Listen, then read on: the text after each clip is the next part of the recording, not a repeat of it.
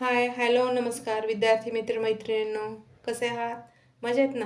मजेतच असायला हवे. तुम्ही म्हणाल, मजेत कसे राहायचे? कारण 10वी बोर्ड परीक्षा तोंडावर आली आहे.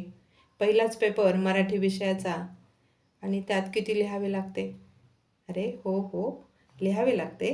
पण मराठी आपली मातृभाषा ना, तिची कसली आली भीती? बघा, तर प्रश्नपत्रिकेचं स्वरूप जर आपण समजून घेतलं तर काही गोष्टी तुमच्या लक्षात येतील. म्हणून आपण प्रश्नपत्रिकेचं स्वरूप समजून घेऊयात. मराठी विषयाच्या प्रश्नपत्रिकेत एकूण 5 प्रश्न असतात. पहिल्या प्रश्नातील अ आणि आ हे तुमच्या पाठ्यपुस्तकातील पठित उतार्यावर असतात. प्रत्येक 7 गुणांसाठी हे उतारे असतात. प्रश्न पहिला ई हा अपठित उतारा म्हणजे पुस्तकाच्या बाहेरचा उतारा असतो आणि तो 4 गुणांसाठी असतो. तो सुद्धा अतिशय सोपा असतो. वाचून आपल्याला त्यातूनच उत्तरं लिहायची असतात आणि पहिले 2 उतारे तर पाठ्यपुस्तकातील असल्यामुळे त्याचा आपला अभ्यास झालेलाच असतो. आपण अनेक वेळा त्याचे उत्तरं लिहिलेली असतात, तर अवघड असं काहीही नाही.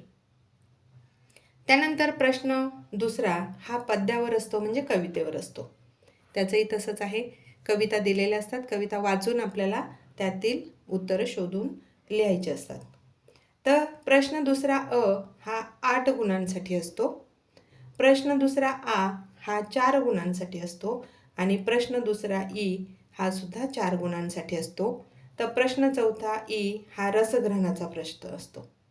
बघा, बरेचदा रसग्रहण बऱ्याच विद्यार्थ्यांना अवघड वाटते, परंतु त्यात अवघड असे काहीच नसते बघा. तर रसग्रहण कसं लिहायचं? तर रसग्रहणामध्ये 3 मुद्दे महत्त्वाचे असतात. 3 मुद्दे त्याच्यात यायलाच पाहिजे. पहिला मुद्दा आहे आशय सौंदर्य. तर यात आपल्याला कवितेचे नाव, कवीचे नाव व त्या कवितेतून कवीला काय सांगायचे आहे हे लिहायचे असते. दुसरा मुद्दा आहे काव्य सौंदर्य. यात आपल्याला रसग्रहणासाठी दिलेल्या ज्या 2-3 ओळी असतात त्यांचा भावार्थ स्पष्ट करायचा असतो, म्हणजे त्याचा अर्थ लिहायचा असतो. आणि तिसरा मुद्दा म्हणजे भाषिक वैशिष्ट्ये. तर यामध्ये त्या कवितेचा प्रकार, भाषा, त्या कवितेत आलेला अलंकार, वृत्त, छंद याविषयीची माहिती लिहायची असते. अशा प्रकारे हा रसग्रहणाचा प्रश्न 4 मार्काचा आपण सोडू शकतो.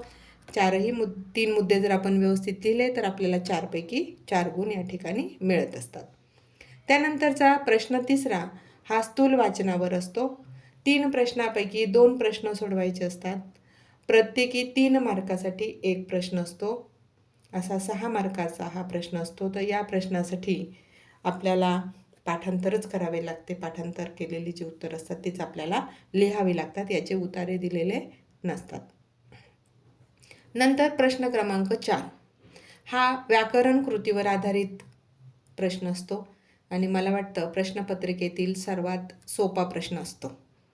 पण प्रत्येक प्रश्न हा 1 गुण, अर्धा गुण, 2 गुण असा असतो. त्याच्यामुळे लक्षपूर्वक सोडवला पाहिजे. काय करायला सांगितलं हे व्यवस्थित वाचा आणि काळजीपूर्वक हा प्रश्न सोडवा. आता कृतीपुस्तिका म्हणजे वर्कबुक, तर प्रत्येक धड्यामध्ये या वर्कबुकमध्ये धड्यानंतर व्याकरण कृती दिलेल्या आहेत बघा. तर परीक्षेपूर्वी तेवढ्या तुम्ही व्याकरण कृतींचा जरी अभ्यास केला तरी 16 पैकी 16 गुण तुम्ही सहज घेऊ शकतात.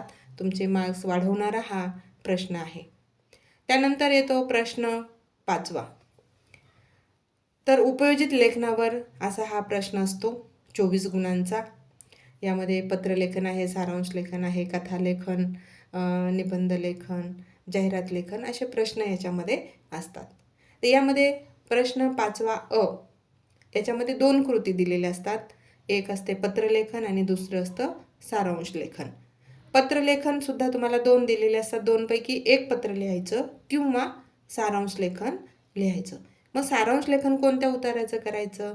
तर प्रश्न पहिला ईमध्ये जो अपठित उतारा दिलेला असतो त्या अपठित उतार्याचं तुम्हाला सारांश लेखन करायचं असतं. तर अशा प्रकारे पत्र लिहा किंवा सारांश लेखन लिहा. 6 गुणांसाठी आपल्याला हा एक प्रश्न असतो.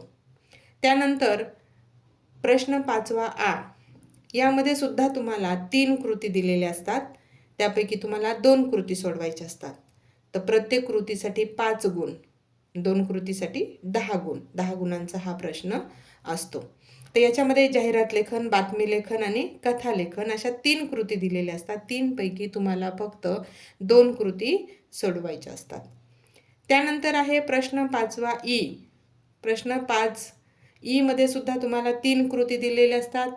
जसे प्रसंग लेखन, 2 आत्मकथन, 3 वैचारिक लेखन. या 3 कृतींपैकी एक कृती सोडवायची असते. जी कृती तुम्हाला सोपी वाटते ती तुम्ही सोडवा.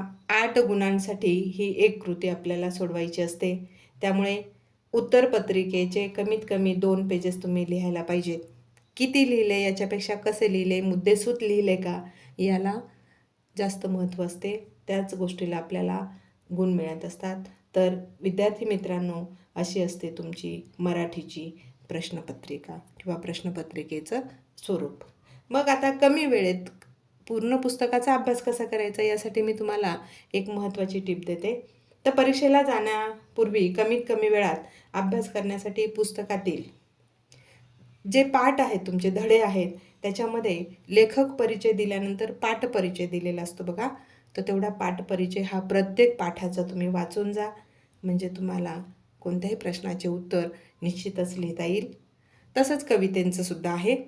कवितेच्या खाली कवितेच्या तिथे कवी परिचय किंवा कवयित्री परिचय झाल्यानंतर तुम्हाला त्या ठिकाणी कवितेचा विषय दिलेला असतो. म्हणजे त्या कवितेतून कवीला किंवा कवयित्रीला काय सांगायचे हे सांगितलेले असते. ते आपण वाचावे. म्हणजे कवितेवरील सुद्धा आपल्याला उत्तरं लिहिता येतात. तर अशा प्रकारे कमीत कमी वेळामध्ये आपण जास्तीत जास्त अभ्यास करू शकतो.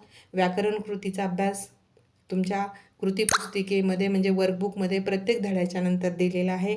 तो तुम्ही पहा. उपयोजित लेखनही तुमचं पूर्णपणे सोडून घेतलेलं असतं. ते वाचा. म्हणजे 2 ते 3 तासामध्ये तो पूर्ण पुस्तकाचा अभ्यास तुम्ही करू शकता. तर विद्यार्थी मित्रांनो, अशा पद्धतीने नियोजनपूर्वक परीक्षेला सामोरे जा. यश तुमचेच आहे. परीक्षेसाठी तुम्हाला खूप खूप शुभेच्छा. व्हिडिओ आवडला असल्यास लाईक करा, शेअर करा आणि सबस्क्राईब करायला विसरू नका. व्हिडिओ पूर्ण पाहिल्याबद्दल धन्यवाद.